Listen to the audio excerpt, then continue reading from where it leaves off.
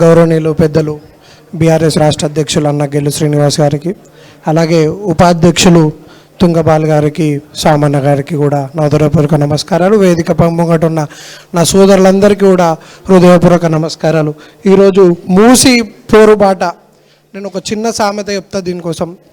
ఈరోజు ఇక్కడ కూర్చున్న వ్యక్తి హనుమంతుని లాంటి వ్యక్తి మన రామన్న రాముడైతే, ఎలా అయితే రావణుని పైన యుద్ధానికి బయలుదేరినప్పుడు మనమంతా ఇక్కడ కూర్చున్న వాళ్ళంతా కూడా ఇవాళ ఒక వానర సేనలాగా ఒక్కొక్క రాయిని పేర్చుకుంటూ లంకకి ఎలా అయితే చేరిరో, ఈరోజు మనమంతా కూడా ప్రతి ఒక్కరు పేద కుటుంబాల వద్దకు వెళ్ళి ఒక్కొక్కరిని చైతన్యవంతం చేసి ఈ ప్రభుత్వానికి అడ్డంగా నిలబడి ఈరోజు ఆ ఇల్లులన్నింటినీ కూడా కాపాడాల్సిన బాధ్యత మన వైపు ఉందని కూడా మీ అందరికీ తెలియజేస్తున్నా.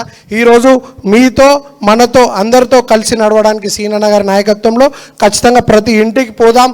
ఎందుకు పెద్దల ఇల్లు కూలదు, పేదవాడి ఇల్లు ఎందుకు కూలుతుందని ప్రశ్నించడానికి మనకు వెళ్ళడానికి ఇది ఒక మంచి అవకాశం.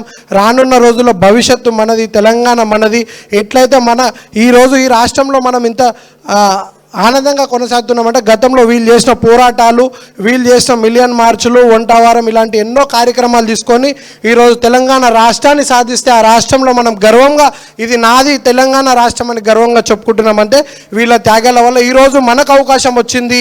మనం కూడా పేదవాళ్ళ పక్షాన మూసి ఏదైతే 1,50,000 కోట్ల పైన అవినీతి ముఖ్యమంత్రి చేస్తుండో, ఈరోజు మనకు ఫీ రియంబర్స్మెంట్కి డబ్బులు లేవు, కానీ ఈరోజు ఆయన జలసాలకు, మిస్ వరల్డ్, మిస్ యూనివర్స్లు, గ్లోబల్ సమ్మిట్లకి, ఫ్యూచర్ సిటీ ఇలాంటి అన్నిటికీ డబ్బులు ఉన్నాయి, కానీ విద్యార్థుల పక్షాన కానీ పేదలకు ఇవ్వడానికి ఇల్లులు.